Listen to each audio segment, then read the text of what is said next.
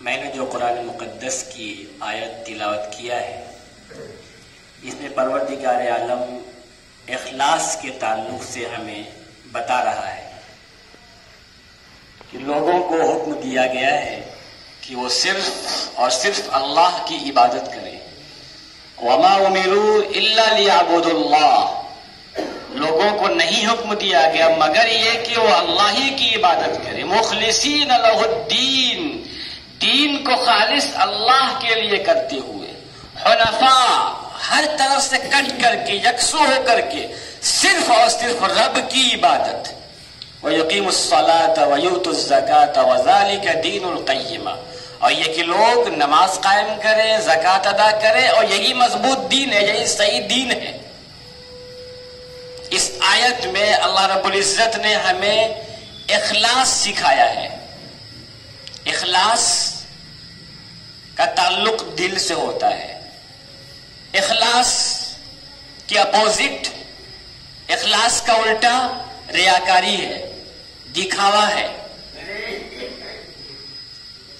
اسی کو اللہ کے رسول صلی اللہ علیہ وآلہ وسلم نے حدیث مبارکہ میں ارشاد فرمایا، ان اللہ لا ينظر الى اجسامکم ولا الى صورکم ولكن ينظر الى قلوبکم، کہ یقیناً اللہ تعالیٰ تمہارے جسموں کو نہیں دیکھتا ہے، اللہ تمہاری شکلوں کو نہیں دیکھتا ہے، اللہ تمہارے دلوں کو دیکھتا ہے کہ ہمارا دل اللہ کی طرف کتنا لگا ہوا ہے.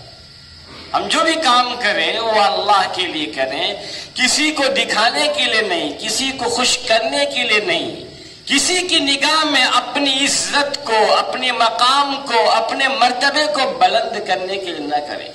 جو بھی کام کریں وہ اللہ کے لیے کریں گے. جب اللہ کے لیے کریں گے تو چھوٹا سا عمل اللہ کے یہاں بہت بڑا ہو جائے گا. ہمارا ایک چھوٹا سا عمل اگر ہم 100 روپے اللہ کے راستے میں نکال رہے ہیں، دکھانا شرط نہیں ہے، ریاکاری مقصود نہیں ہے، تو اس 100 روپے کو اللہ کئی گنا بڑھا دے گا. تو شرط یہ ہے کہ ریاکاری نہ ہو، دکھلاوا نہ ہو. اللہ کے ایسے بندے اس دنیا میں گزرے ہیں، ان کی اخلاص کی مثال کو جب آپ پڑھیں گے، سنیں گے تو حیرت ہوتی ہے کہ اللہ یہ کیسے آپ کے بندے تھے اور جو اخلاص کے کتنے بلند مقام پر فائز تھے. طرح اموی سردار مسلمہ بن عبد الملک کے زمانے میں جب ایک سرحد پہ ایک قلعہ فتح کرنے کے لیے لوگ گئے ہوئے تھے اور بہت دنوں سے قلعے کا محاصرہ کیے ہوئے تھے، قلعہ فتح ہی نہیں ہو رہا تھا. دشمن تیروں کی بارش کر رہا تھا، شولوں کو پھینک رہا تھا، لوگ قلعے کی دیوار کے قریب ہی نہیں پہنچ پا رہے تھے. کافی دن گزر گیا لیکن قلعہ فتح ہی نہیں ہو رہا ہے. پھر سردار مسلمہ بن عبد الملک نے چند جانبازوں کی ایک ٹیم بنائی جو جان پہ کھیل کر کے انہیں نقب لگانا تھا اور قلعے کو فتح کرنا تھا. ایک شخص دشمن کی تیروں کے درمیان، دشمن کی تیروں سے بے خوف ہو کر کے دشمن کی صفوں کو چیرتا ہوا اندر گھس رہا ہے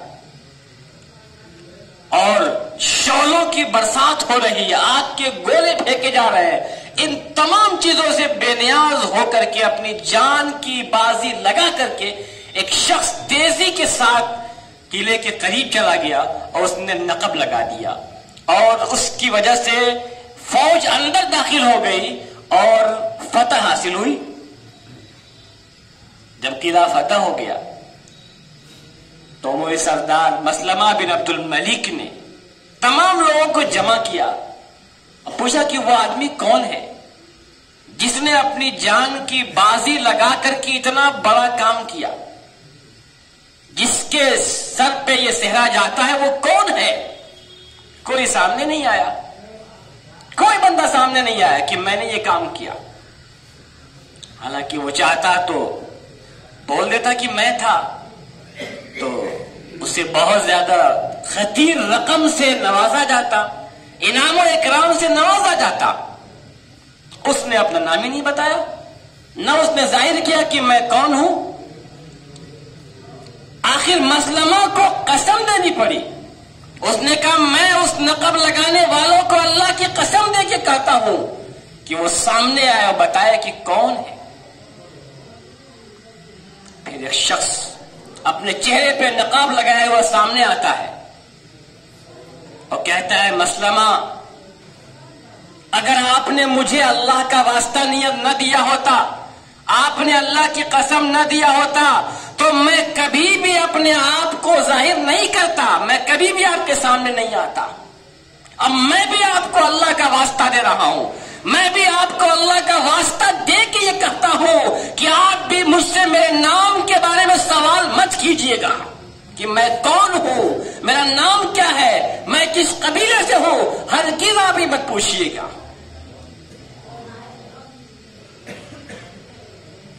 اور اس نے کہا مسلمہ، میں نے جس ذات کے لیے یہ کام کیا ہے، جس رب کے لیے میں نے یہ کام کیا ہے، وہ آپ سے زیادہ مجھے انعام دینے پہ قادر ہے، وہ جو انعام دے گا وہ مجھے زیادہ عزیز ہے آپ کے انعام کے بالمقابل۔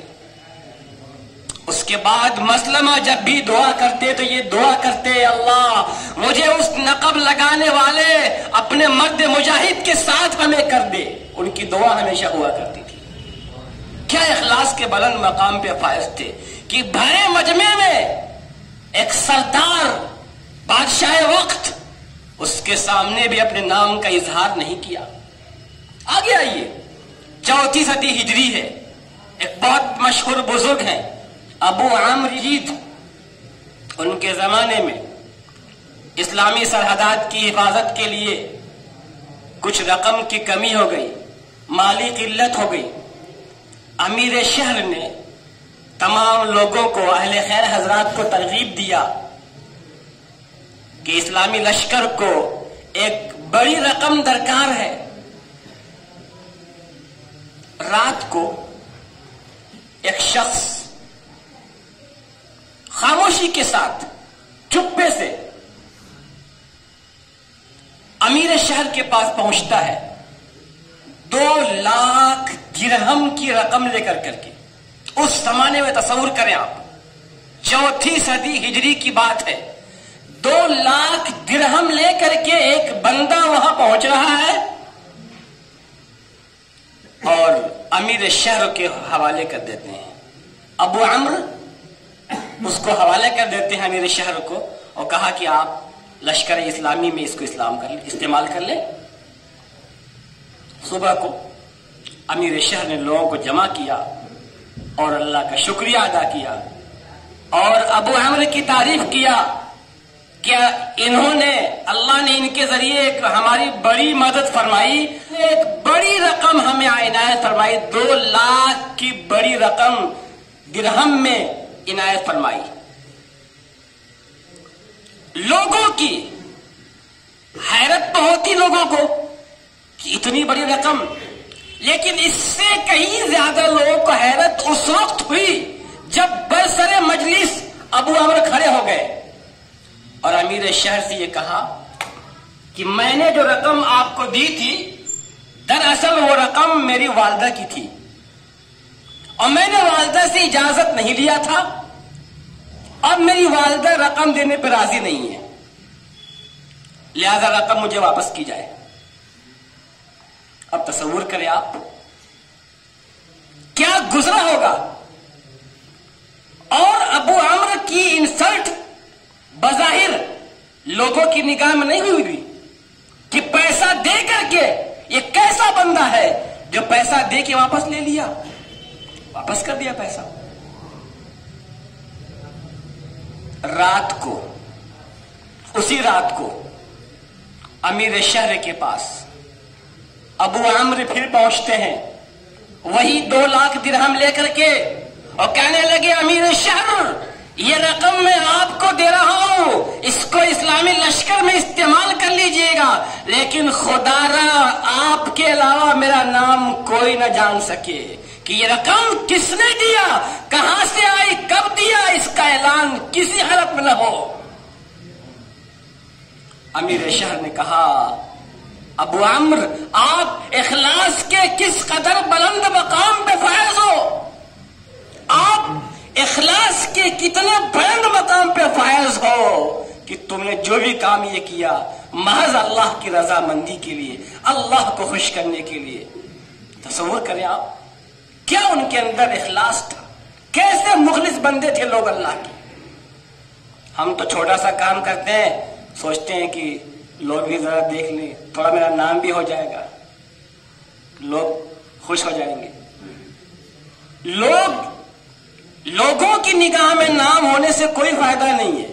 جو دو فرشتے یہاں بیٹھے ہوئے نا، اگر ان کے رجسٹر میں لکھ گیا نا تو کام بن گیا۔ جو دو فرشتے بیٹھے ہوئے ہیں انہوں نے اگر لکھ لیا تو کام بن گیا۔ لوگوں کی نگاہ میں اگر ہمارا مرتبہ بلند ہو گیا، میرا دکھاوا ہو گیا، تو سوائے ندامت کے کوئی فائدہ نہیں۔ اگر میں واقعات بیان کروں تو بہت سارے واقعات ہیں، وقت نہیں ہے۔ اللہ تعالی ہم سب کو اخلاص عطا فرمائے، ہم بھی جو بھی کام کریں محض اللہ کی رضا مندی کے لیے۔ اللہ تعالی ہم سب کو صحیح باتوں پہ عمل کرنے کی توفیق عطا فرمائے۔ وآخر دعوانا الحمدللہ۔